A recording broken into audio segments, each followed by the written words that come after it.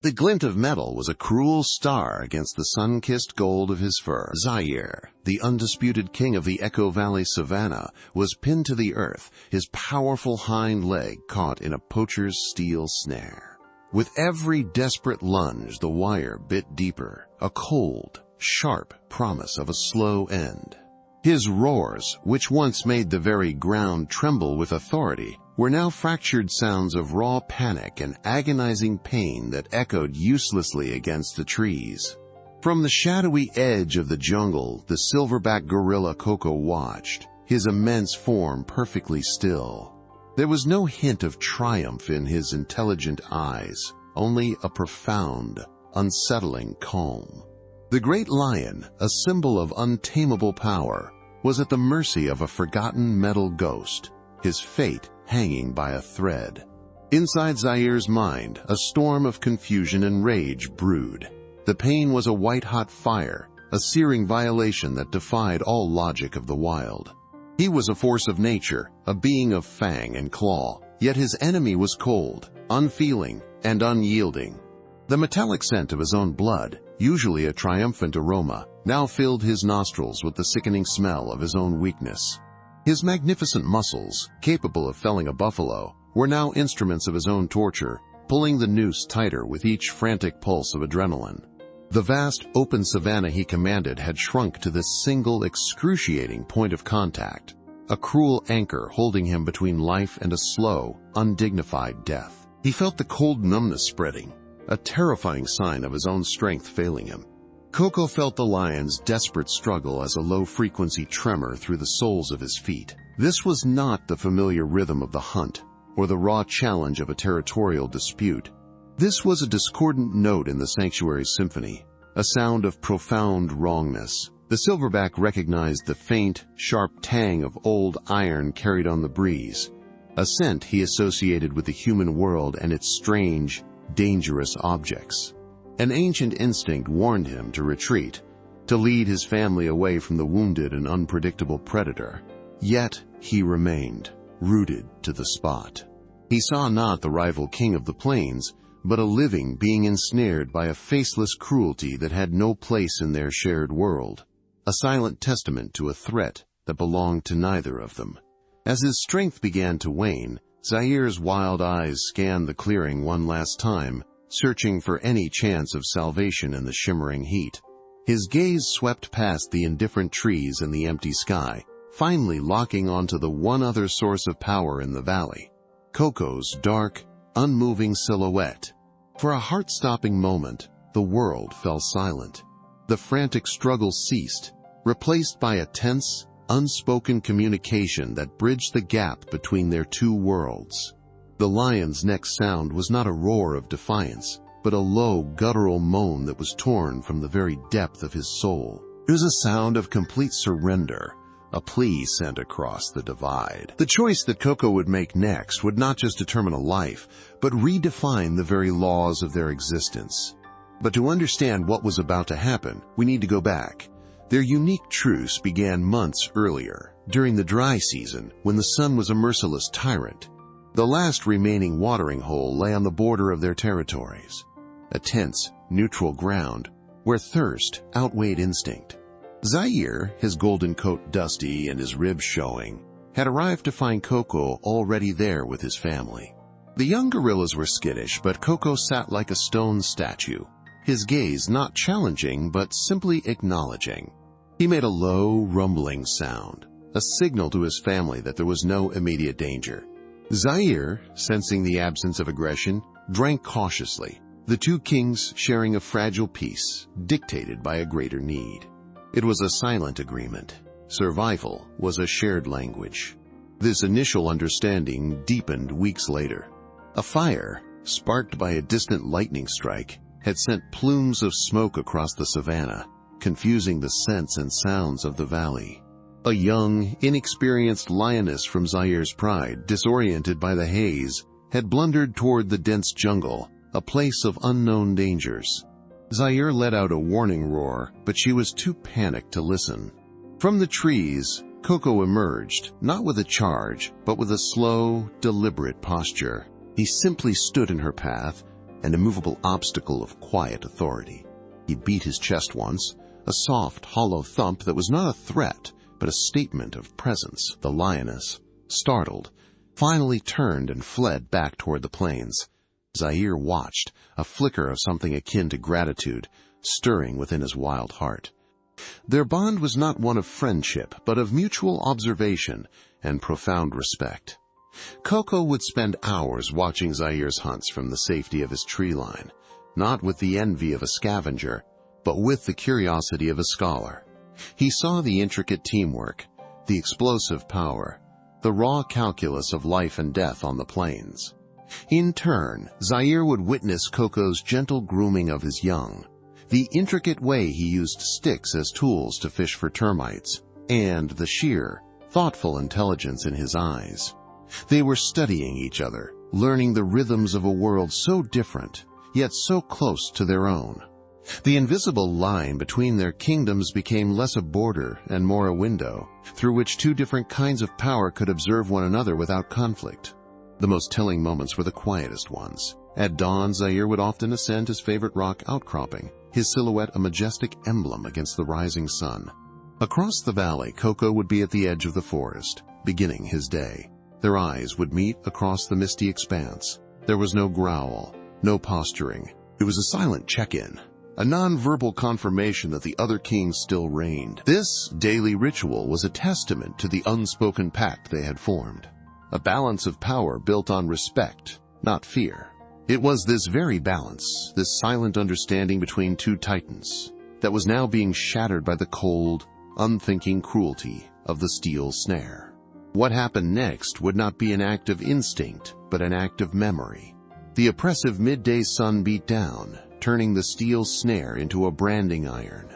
Zaire's magnificent golden mane was now matted with sweat and dirt, his breaths coming in shallow, ragged gasps. The powerful lunges had ceased, replaced by feeble, involuntary twitches that only served to grind the wire deeper into his bone. His world had shrunk to this single, agonizing point of fire, and the vast savanna he once ruled was now just a blurry, shimmering backdrop to his slow, suffocating end. The king was dying. From the tree line, Koko felt the shift. The lion's vibrant life force, a powerful presence he had sensed for years, was now flickering like a dying ember. The air, once thick with panic, now carried a new scent. The faint, sickly sweet smell of defeat and encroaching death. Behind him, the younger gorillas whined softly, their unease a palpable vibration in the troop. Their instincts screamed at them to retreat from the unfolding tragedy, to abandon this place of profound wrongness and seek safety in the familiar shadows of the jungle. Even the savanna itself seemed to be a helpless observer. A herd of impalas stood frozen 100 yards away, their liquid brown eyes wide with a mixture of terror and morbid fascination. They were a silent, captive audience to the fall of a titan, their own survival instincts momentarily overridden by the sheer gravity of the scene. Their stillness was a testament to the lion's broken sovereignty, no longer a threat. He had become a symbol of a vulnerability they all shared. The snare was an engine of perfect, impartial cruelty. It had no malice, no intent. It simply performed its function. With every weak pulse of Zaire's artery, the braided steel cable tightened its grip, a cold, mechanical serpent strangling the life from his limb. The sun glinted off its surface, a mocking star of death. It was a fragment of a forgotten alien world, and its logic was inescapable. Against its unyielding grip, the lion's immense strength had been rendered completely meaningless. Inside Zaire's fading consciousness, the world dissolved into a haze of pain and shimmering heat. The rage was gone, replaced by a deep, bone-weary exhaustion that was pulling him under. He felt a strange detachment, as if watching his own demise from a great distance. His vision tunneled until only one thing remained in focus, the massive, dark silhouette of Koko, an unmoving mountain at the edge of his world. Was it a final rival, or a silent witness to his last breath? The savanna fell into a profound, expectant silence, broken only by the dry whisper of the wind and the shallow rattle of Zaire's breathing. It was the final moment, the precipice between life and what comes after. Coco felt the weight of that silence in his very bones. This was no longer about territory or instinct. It was about a choice that would define nature itself. Time was running out. Something had to be done, or all would be lost. Then, something shifted in the silent silverback. The ancient, hardwired instinct that screamed for self-preservation went quiet, silenced by a more profound, more complex imperative. Coco's gaze, which had been a passive, unreadable void, sharpened with an undeniable flicker of conscious decision. He saw not a rival predator, but a fellow king brought low by a faceless cruelty that had no place in their shared world. A low, resonant grunt rumbled deep in his chest, a sound not of aggression, but of profound resolve. He rose slowly to his full, magnificent height, his immense shoulders blocking out the harsh sun. In that single, deliberate movement, the silent observer was gone, replaced by a guardian who had just made a choice that would rewrite the very laws of the savannah. He was no longer just watching. He was intervening.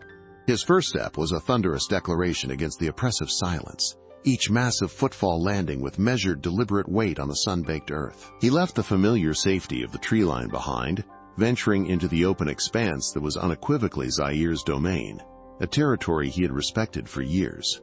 The younger gorillas whimpered from the forest edge, their fear a palpable wave of energy. But Coco did not look back. His entire being was focused on the task ahead, a singular point of purpose in a world that had suddenly gone mad.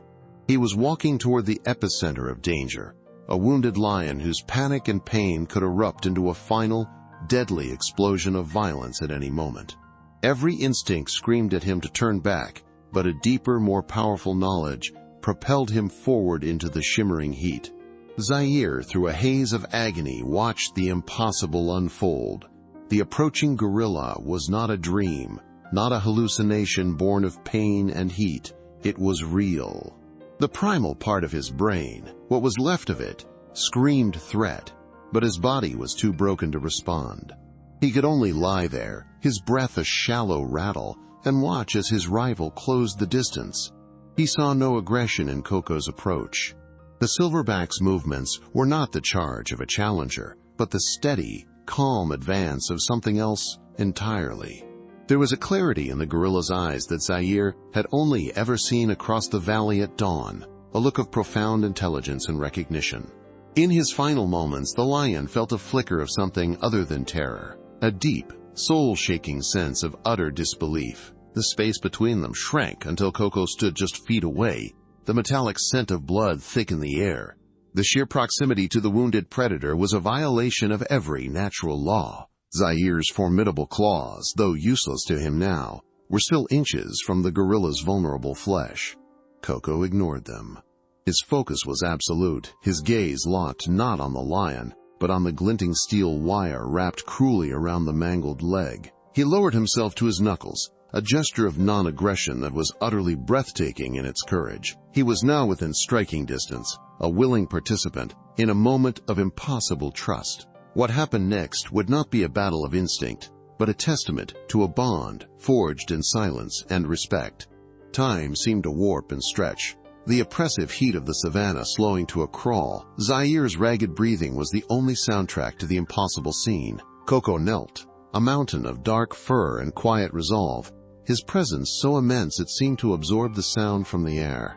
His massive, leathery fingers, strong enough to snap a tree branch like a twig, reached out not for the lion, but for the cold, alien metal. He touched the wire with an almost reverent gentleness, his movements fluid and deliberate.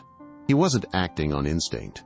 This was a display of profound, analytical thought. Zaire remained utterly still, his survival now completely in the hands of the one being he had always considered his rival, a silent king from another world. Coco's intelligent eyes were not on the wounded lion, but fixed on the snare's cruel mechanism. He traced the path of the braided steel cable with one finger, feeling its unyielding tension, understanding its simple, brutal logic.